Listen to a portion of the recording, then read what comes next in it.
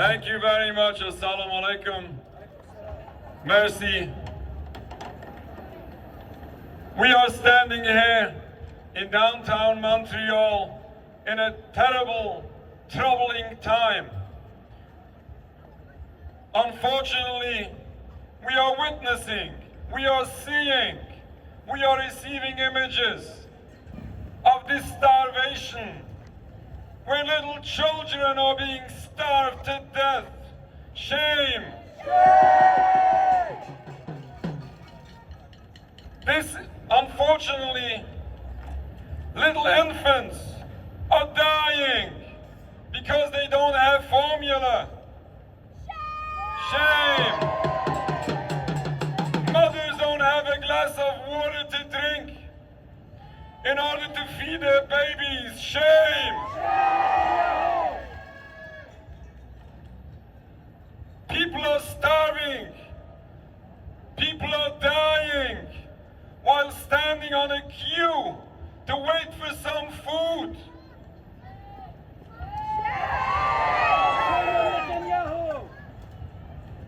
People are dying because they don't have proper medication or medical equipment. This is unacceptable. This should never be tolerated.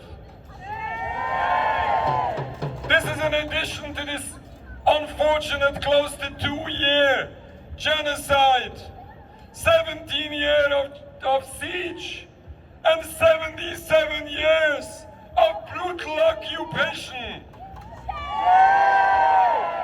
Unfortunately, each and every day is getting worse. None of us would ever expect that this genocide will take so long and that it's going to become so serious. Little children are begging for a piece of bread.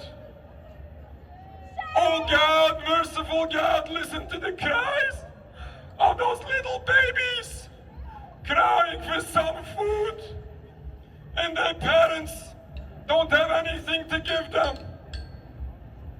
We are living here in the free world. We cannot even imagine how this feels.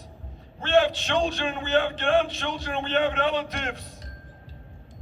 We should close our eyes for a moment and think. Imagine how this looks like. It is us here in the free world who have to stand up for those oppressed people who don't have a voice.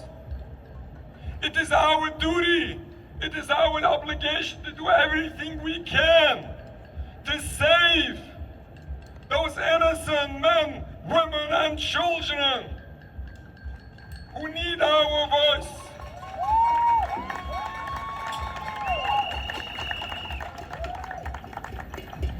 We Jewish people know what suffering is. We have experienced suffering throughout our history. Let me tell you a story. I was a teenager, a student in London. I had a teacher, a Holocaust survivor who survived Auschwitz. It was when the war ended. The concentration camps were liberated. His father survived as well in a bunker. When he was freed, he had connections with many diplomats. And he contacted one of his colleagues and requested of him, I want you to bring me my son, alive or dead. I want to have him. It took a while, he searched for him. He brought him on his hands, a 17-year-old boy.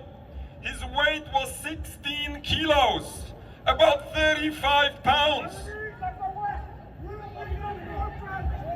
I didn't see images of him in that stage, but when I see today images of Gaza, it reminds me these stories I heard from my teachers, from my relatives. This is unacceptable.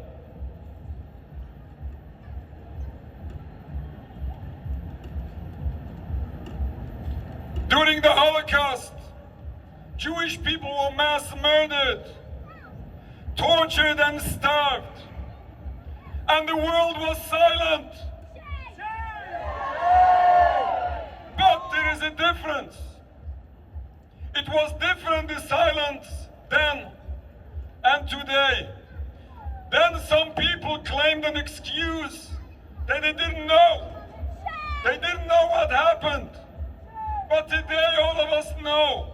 Whoever wants to scratch the surface can get the news, can see the images and the videos of what is going on.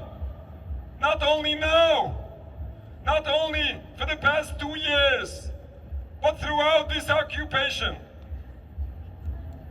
This week, Jewish people are commemorating the greatest tragedy in Jewish history, which was the destruction of the Jewish temple 2,000 years ago, where masses of Jewish people were murdered, tortured and starved.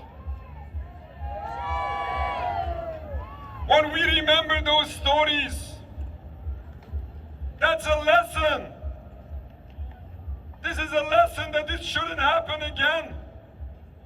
This is a lesson that we Jewish people, as any right-minded people, don't want to see this happen to others. And certainly, we don't want to be the people, God forbid, committing these crimes. We have masses of Jewish people worldwide.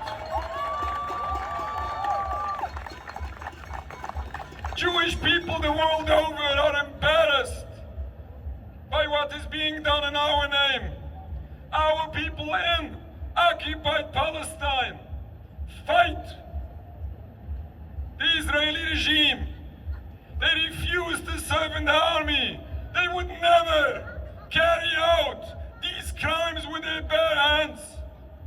This is a struggle. These people suffer. These people are intimidated and tortured by the Zionist regime. But we should never be silent wherever we are. This is an embarrassment to our people. This is a desecration of our religion. When our religion is being misused to justify these crimes, while all that Israel stands for is in total violation of Judaism, killing, stealing, oppressing an entire people.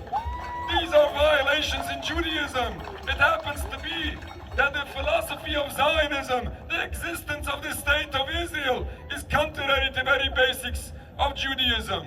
I am standing here in front of you, representing Jewish people here in Montreal. We join the call of Palestine.